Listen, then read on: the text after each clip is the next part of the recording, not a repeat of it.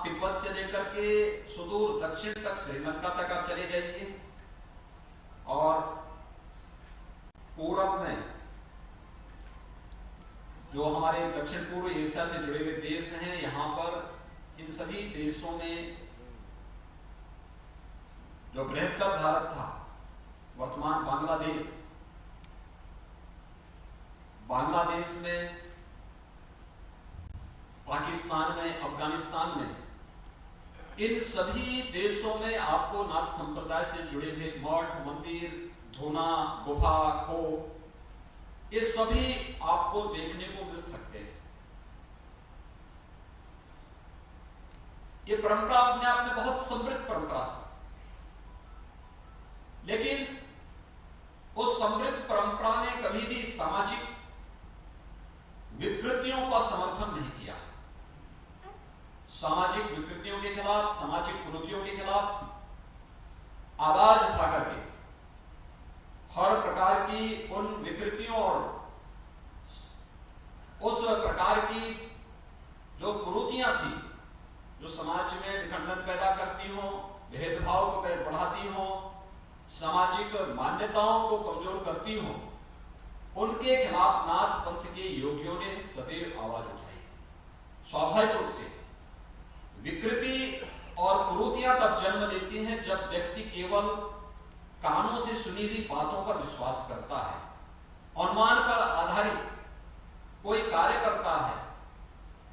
जब उसको स्वयं पे विश्वास नहीं होता है तो वह फिर कहीं से सुनी सुनाई बातों पर विश्वास करते हुए वह जब किसी कार्यक्रम को आगे बढ़ाता है तो वह तमाम प्रकार की रूढ़िवादिता को, कुरीतियों को और इस प्रकार के आडंबरों को जन्म लेता हुआ दिखाई देता है, जिसमें उसको स्वयं के अपने आवरण को बचाने की चिंता ज्यादा होती है। लेकिन नाथ पंथ का जो एक समृद्ध संप्रदाय गोरखनाथ जी के कारण आगे बढ़ा,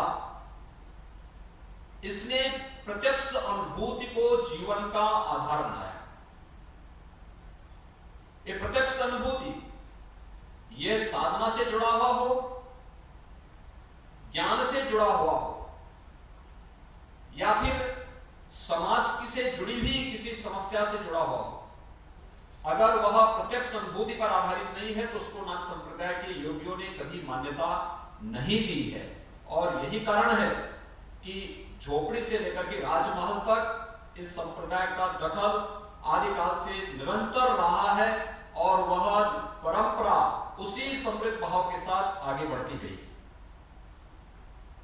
आज भी मैं देखता हूं, आप नेपाल में आज भी चले जाइए, नेपाल के राजमहल से लेकर के एक सामान्य झोपड़ी में रहने वाले इंसान तक आपको नाथ संप्रदाय से जुड़े हुए चिन्ह उपलब्ध हो जाएंगे।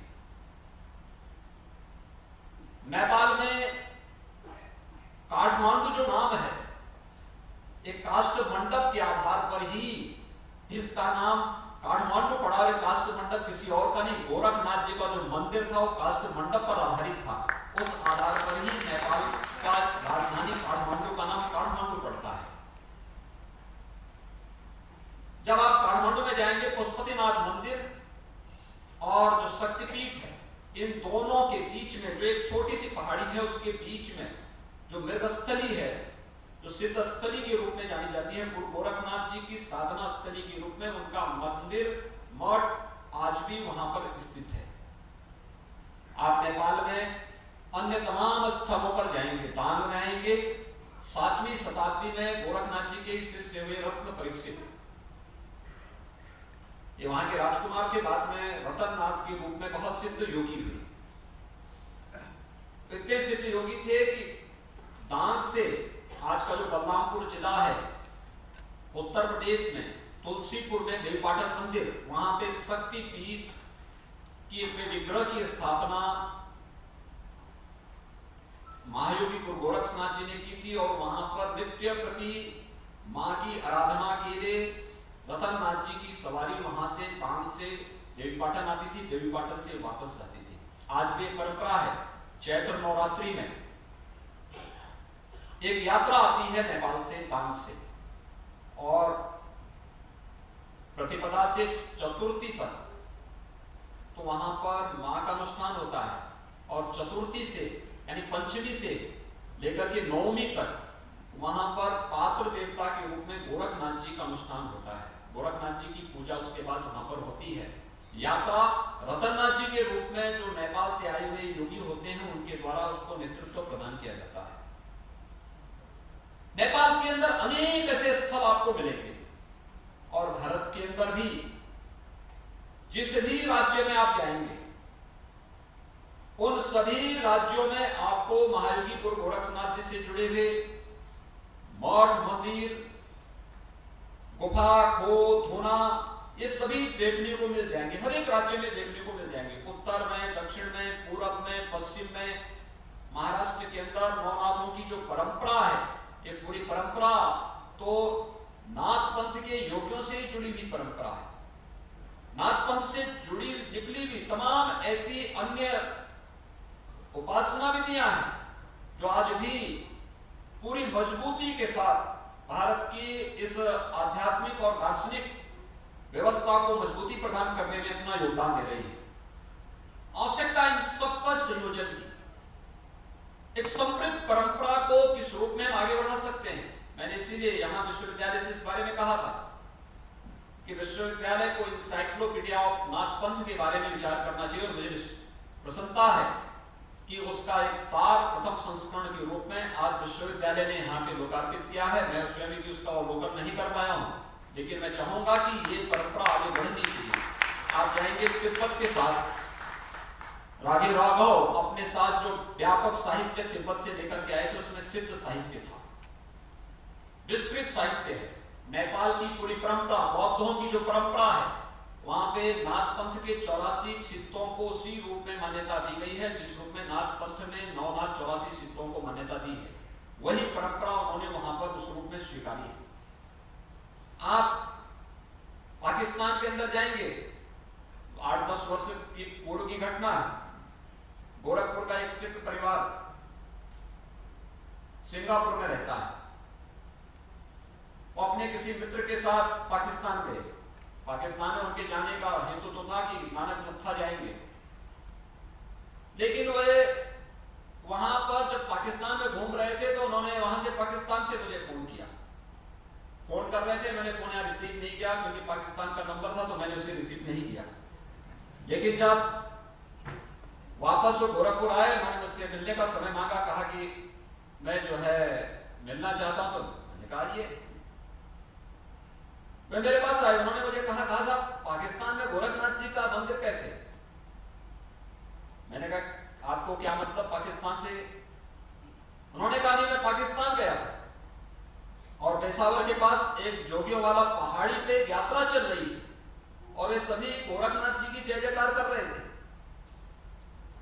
उसमें सभी पंथों से जुड़े हुए लोग थे, हिंदू भी थे, मुसलमान भी थे, सभी लोग थे। तो मैंने कहा गोरखनाथ जी की साधना स्थली पेशावर में भी है, उनका एक प्राचीन धूना मठ वहां पर आज भी मौजूद है। आप गोरखनाथ जी के जिस शिष्य रतननाथ जी की चर्चा मैंने यहां पर की, डांग के राजकुमार थे। नेपाल में डांग एक स्टेट थी, वहां के राजकुमार थे। उनसे जुड़ी हुई एक बड़ी जो मठ हम कहते हैं, आज वह दरगाह के रूप में काबुल के अंदर स्थित है, रतननाथ की दरगाह के रूप में। और दरगाह का एक अंश दिल्ली में भी रतननाथ के दरगाह के रूप में दिल्ली में आपको देखने को मिल सकती है। यानी आप देश के अंदर जहां कहीं भी जाएंगे आपको नाथ पंथ से जुड़े हुए स्थल उस रूप में देखने को मिल सकते हैं। उन सबको हम लोग वहां पर अवलोकन कर सकते हैं। मुझे याद है गोरखपुर विश्वविद्यालय और यहां से विश्वविद्यालय से जुड़े हुए महाविद्यालयों के रक्षा अध्ययन से जुड़ा हुआ एक शैक्षणिक भ्रमण का कार्यक्रम आज से 5-7 वर्ष पूर्व यह ढाका के लिए गया था। इनको 1971 के वार मेमोरियल को वहां देखना था, उसको अवलोकन करना था। दिग्विजयनाथ स्नातकोत्तर महाविद्यालय के रक्षा अध्ययन विभाग के अध्यक्ष डॉक्टर श्री भगवान सिंह भी उस दल के साथ में थे। तो ये जब ढाका जा रहे थे तो इन्होंने मुझसे पूछा, इन्होंने कहा कि हम लोग ढाका जा रहे हैं, वहां पर क्या और देख सकते हैं। मैंने कभी देखना, ढाका में ढाकेश्वरी देवी का मंदिर है। दूसरा, वहां पर एक बात और देखना, नाथ संप्रदाय का जो आदि परंपरा चलती है आदिनाथ से, आदिनाथ जी का जो मंदिर है वह ढाका के पास ही है। आप लोग वहां देखने के लिए जरूर जाइएगा। आप आश्चर्य करेंगे कि जब यह दल वहां गया, वहां जाने के बाद उन्होंने मुझे वहां से फोन करके कहा, उन्होंने कहा साहब देखिए हम लोग यहाँ आए हैं और यहाँ पे आदिनाथ भगवान का मंदिर मौजूद है और ये मंदिर को यहाँ की सरकार के द्वारा संचालित किया जाता है। यह आज भी बांग्लादेश के अंदर मौजूद है।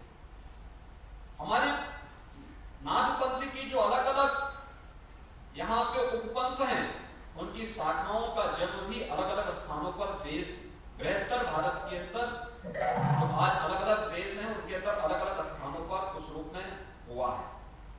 और वही स्थिति बांग्लादेश के अंदर देखने को मिलती है, पाकिस्तान के अंदर देखने को मिलती है, नेपाल में देखने को मिलती है, तिब्बत में देखने को मिलती है। भारत के अंदर कोई पंथ, कोई प्रांत ऐसा नहीं जहां पर उससे जुड़े हुए स्थल आज भी मौजूद न हो और उससे जुड़ी हुई स्मृतियां आज भी मौजूद न हो। उसका संकलन करके हम एक बृहद आध्यात्मिक और दार्शनिक परंपरा को आगे बढ़ाने का कार्य कर सकते हैं।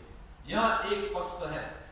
इससे जुड़े हुए साहित्य आपको हर एक जगह मिलेंगे, अलग अलग राज्यों में अलग अलग भाषाओं में मिलेंगे। और इसलिए मैंने कहा था साहित्य संकलन का कार्य, और आज के समय में यह आसान इसलिए भी है, हम इसको जब डिजिटल फॉर्म में देंगे तो ये और भी सहज और सरल हो जाएगा।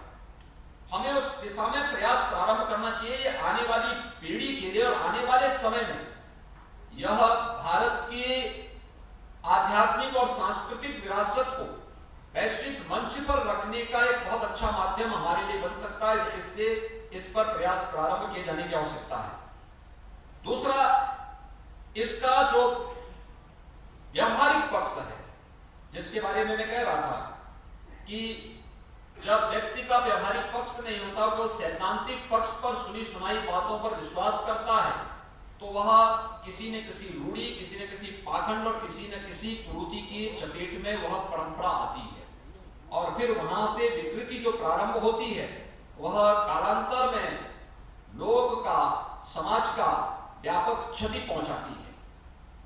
लेकिन नाथ संप्रदाय हमेशा इस परंपरा से अलग हट करके काम किया है। और आज मैं इस बात को कह सकता हूं कि जो चीजें इसमें हैं, जैसे अगर आप देखेंगे महावीर गोरक्षनाथ जी की गोरखवाणी को अगर आप देखेंगे, उसमें उन्होंने एक बात का उल्लेख किया है, पिंड माही ब्रह्मांड समाया।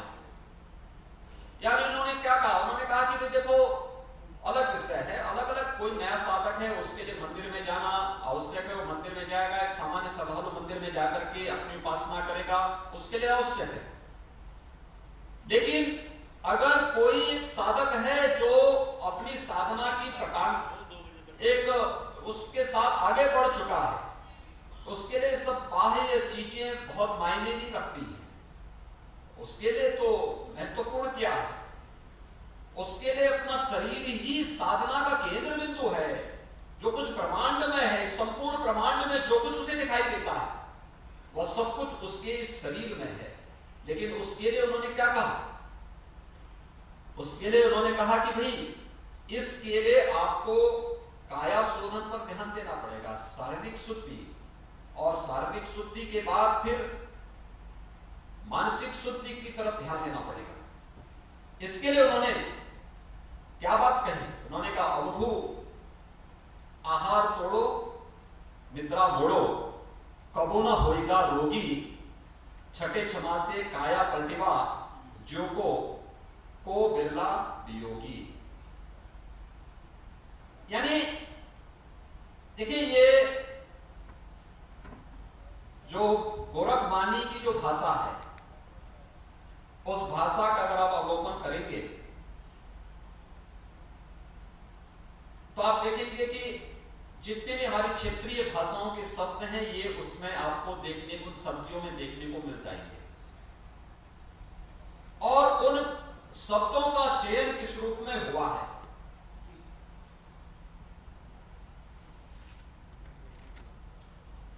कैसे उन्होंने प्रत्येक साधक के लिए इस बारे में निर्देश जारी किए कि काया की शुद्धि का क्या महत्व है। पहले आहार को नियंत्रण में रखना, आहार नियंत्रण में होगा तो निद्रा नियंत्रण में होगी। भाई आहार पे अगर नियंत्रण नहीं है तो नींद पे भी नियंत्रण नहीं होगा, और अगर आहार नियंत्रण में है तो व्यक्ति अपने को आदि बीमारियों से तो वह स्वयं ही मुक्त हो जाता है। हमारा गलत खान पान, नियम और संयम से न रहना, यह व्यक्ति की आदि से अधिक बीमारियों की जड़ है। व्यक्ति समय पे जागे, समय पे सोए, समय पर भोजन ले, समय पर अपना जो भी हो, एक संयमित दिनचर्या अगर उसकी है तो बीमारियों की आदि समस्या का समाधान तो उसने स्वयं ढूंढ लिया है। देश काल और परिस्थिति के कारण अगर कभी कोई ऐसी स्थिति आती है तो उसके लिए छठे क्षमा से काया प्रतिभा, यानी जो बहुत सारी ऐसी क्रियाएं हैं जिसको हठयोग में उन्होंने खटकर्म कहा। धोती, बस्ती, नेति, नौनी, त्राटा, कपाल भांति की जो क्रियाएं हैं, ये जो क्रियाएं हैं ये सारी काया शोधन की क्रियाएं हैं। शोधनम दृढ़ता चेव स्थैर्यम धैर्यम च लाघवम प्रत्यक्षम निवृत्तम च पटस्थम सप्त साधनम, ये 7 साधन जो उन्होंने हठयोग की साधना के बताए हैं। यानी ये व्यवहारिक दृष्टि प्रारंभिक आधार खड़ी करती हैं किसी भी उसके। मुझे एक बात बताइए कि कोई व्यक्ति काया से अगर निरोगी नहीं है, अगर उसके इस काया से वो स्वस्थ नहीं है, क्या वह किसी प्रकार की यानी वह सामान्य ज्ञान ही प्राप्त नहीं कर पाएगा और सिद्धि प्राप्त करने की बात तो उसके लिए बहुत कठिन चुनौती है, तो उसके लिए बहुत असंभव जैसी स्थिति है। तो पहले ये कार्य ही शोधन से उन्होंने कहा है, और उसके लिए किस किस प्रकार की क्रियाओं का अभ्यास एक साधक सामान्य रूप से कर सकता है। प्रारंभिक भूमिका तैयार करते हुए फिर किस रूप में हम लोग जब देखते होंगे राजयोग की भूमिका को लेकर के हम चलते हैं। हठयोग की साधना को हमने काया की साधना से के साथ जोड़ा है, लेकिन राजयोग की साधना को हमने मन की साधना के साथ जोड़ा है। मन की साधना के साथ यह मन शक्ति, यह मन शिव, यह मन पंच तत्व का, यानी ये सभी भाव उन्होंने किस रूप में, मन की साधना, मन योग मनुष्याणाम कारणम बद्ध मोक्ष योग का यह भाव उन्होंने अपनी शक्तियों के माध्यम से भी उसी रूप में प्रस्तुत करने का प्रयास किया। वैश्विक मंच आज आप देख रहे होंगे कि एक बार प्रधानमंत्री मोदी जी ने योग को 21 अगस्त की तिथि को, 21 जून की तिथि को विश्व योग दिवस के रूप में घोषित करवाया। पूरी दुनिया योग के पीछे आज भागती हुई दिखाई दे रही है। 200 से अधिक ऐसे देश हैं जो आज के दिन पर 21 जून की तिथि को विश्व योग दिवस के रूप में मान्यता दे रहे हैं। ये योग का ये व्यवहारिक ज्ञान, योग के जितने भी आसन होंगे, योग की जितनी भी क्रियाएं होंगी, आप देखना ये किसी अन्य के नाम पर नहीं है, सभी महापंथ के योगियों के नाम पर है। अगर आसन आपको देखना, गोरक्ष आसन गोरखनाथ जी के नाम पर है, मत्स्येंद्र आसन मत्स्येंद्रनाथ जी के नाम पर है। बंदों में जो मुद्रा और बंदों की जब हम बात करते हैं तो बंद भी जालंधर बंद, ये जालंधर नाथ जी के नाम पर है। यानी ये सभी संपक्ष सिद्ध योगी हैं नाथ पंथ के। ये सभी क्रियाएं, यानी ये जो क्रियात्मक योग है, योग का जो क्रियात्मक पक्ष है, व्यवहारिक पक्ष है, इसके प्रणेता भी कोई हैं तो ये आदिनाथ भगवान शिव हैं। और शिव से चली हुई परंपरा महायोगी गोरखनाथ जी ने आम जनमानस में उसको ले जाने का काम किया। और यही कारण रहा है कि अपने समय में नाथ संप्रदाय एक ऐसे विराट और विशाल आंदोलन के रूप में था। उसके सभी पक्ष हैं। आप देश के अंदर अलग अलग क्षेत्रों में जाएंगे तो उसके सभी पक्ष आपको देखने को मिलेंगे। मध्यकाल में तुलसीदास जी को कहना पड़ा कि गोरख जगायो जोगो भगति भगायो लोगो। अगर आप पश्चिम की तरफ जाएंगे तो विदेशी आक्रांताओं से वहां पर लोहा लेने का कार्य और जन जन तक चेतना जागृत करने का कार्य नाथ पंथ के योगी कर रहे हैं।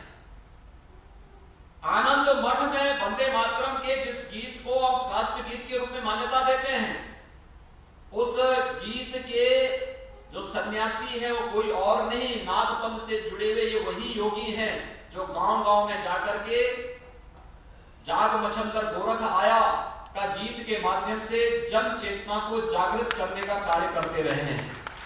ये वही परंपरा है और ये वही परंपरा है जिस परंपरा के लिए संत कबीरदास जी को कहना पड़ा कि कामड़ी अंग विरत भया रत भया हरि नाही, साधी गोरख नाथ ज्यो अमर भये कलित नाही।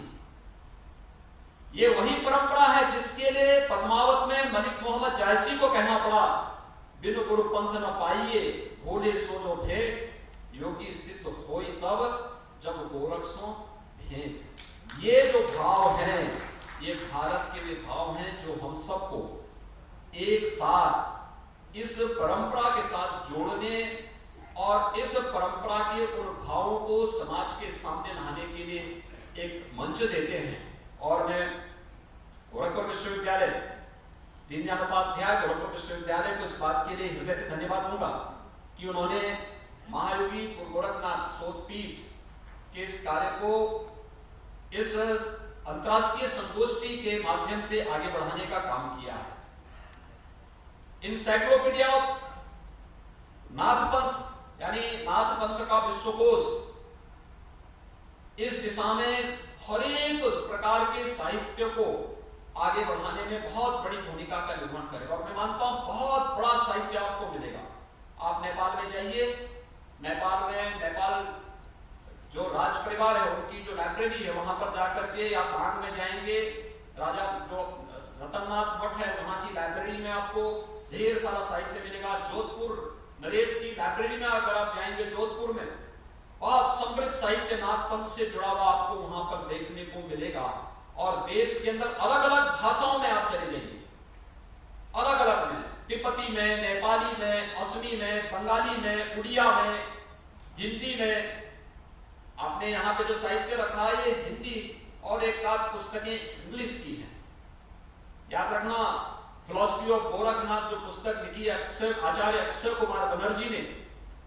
अक्षय कुमार बनर्जी महाराणा प्रताप कॉलेज के प्राचार्य रहे हैं और महाराणा प्रताप वही कॉलेज था जो जिस पर विश्वविद्यालय की नींव खड़ी है। दीनदयाल उपाध्याय गोरखपुर विश्वविद्यालय, महाराणा प्रताप कॉलेज जिसे गोरखपीठ ने 1956 में राज्य सरकार को उपलब्ध कराया था, जिसके बाद विश्वविद्यालय की स्थापना हुई। आचार्य अक्षय कुमार बनर्जी उसके प्राचार्य थे।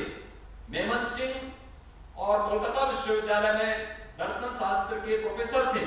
बाद में यहाँ उसके प्राचार्य के रूप में यहाँ पर आए थे और फिलॉसफी ऑफ गोरखनाथ उन्होंने लिखी थी।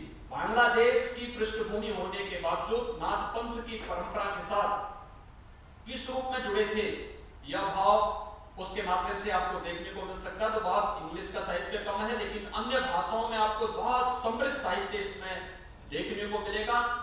अगर ये सभी साहित्य हम एक साथ लेकर के उसको एक विश्वकोश के रूप में हम आगे बढ़ाने का कार्य कर सकेंगे, हिंदी में, इंग्लिश में, अन्य तमाम भाषाओं में इसको हम दे सकेंगे, तो यह एक बहुत बड़ा माध्यम बन सकता है भारत की समृद्ध आध्यात्मिक और सांस्कृतिक परंपरा को आगे बढ़ाने का एक बहुत बड़ा एक केंद्र बिंदु बन सकता है। आज के इस अवसर पर जो भी शोधार्थी जो हमारे योगी गण आए हैं, योगी शांति हमारे यहाँ से उड़ीसा से यहाँ पर आए हैं, अपने यहाँ से महाराष्ट्र से भी हमारे योगी आए हैं, अन्य हमारे संतगण आए हैं, वो सभी इस क्षेत्र में डॉक्टर अनुज प्रताप सिंह ने बहुत अच्छा काम उन्होंने इस साहित्य में पिछले कई दशकों से भी काम कर रहे हैं। और भी तमाम ऐसे अध्येता हैं जो वास्तव में इस क्षेत्र में जिन्होंने अच्छा काम किया है। ये सभी लोग और यहाँ पर आज उपस्थित हुए हैं मोहन शिवनाथ जी हैं, हमारे यहाँ महाराष्ट्र से भी हमारे योगी आए हैं। मुझे विश्वास है कि आपकी ये 3 दिवसीय जो संगोष्ठी है, यह संगोष्ठी अपने लक्ष्यों को प्राप्त करेगी और नाथ पंथ के विश्वकोश की स्थापना का कार्य समयबद्ध ढंग से आगे बढ़ करके एक स्तरीय कार्य होना चाहिए। जो कुछ मटेरियल आएगा उस मटेरियल को एज इट इज हम उसमें न दे करके उसका व्यापक संपादन और शोध के बाद उसका संपादन होना चाहिए कि जो लोगों के पास जाए तो वो अच्छी चीजें सामने लेकर के आए। उस भाव के साथ हम इसको आगे बढ़ाने का कार्य करेंगे। एक बार फिर से मैं इस पूरे कार्यक्रम के प्रति, बल्कि इसके लिए राजा मानसिंह ने, जोधपुर नरेश राजा मानसिंह के, उन्होंने नाथ तीर्थावली एक पुस्तक लिखी थी 17वीं शताब्दी में। श्री नाथ तीर्थावली, उस पुस्तक की जानकारी कहीं से लीजिए, यहाँ पर नहीं होगी तो अगर हमारे गोरखनाथ मंदिर की लाइब्रेरी में ना हो तो जोधपुर की लाइब्रेरी में इसका साहित्य आपको प्राप्त हो जाएगा। श्री नाथ तीर्थावली के बारे में कहां पर नाथ पंथ से जुड़े हुए प्राचीन स्थल हैं, इन सब का प्राचीन स्थलों का उल्लेख आज से यानी 150 वर्ष पूर्व जितने स्थान होंगे वे सभी आपको नाथ तीर्थावली के माध्यम से देखने को मिल सकते हैं। मैं एक बार फिर से आज के इस अवसर पर इस पूरी संगोष्ठी के प्रति हृदय से शुभकामनाएं देता हूं, विश्वास व्यक्त करता हूं कि संगोष्ठी अपने लक्ष्यों को प्राप्त करेगी। आप सबके प्रति मेरी शुभकामनाएं, होली की मंगलमय शुभकामनाएं। धन्यवाद। जय हिंद।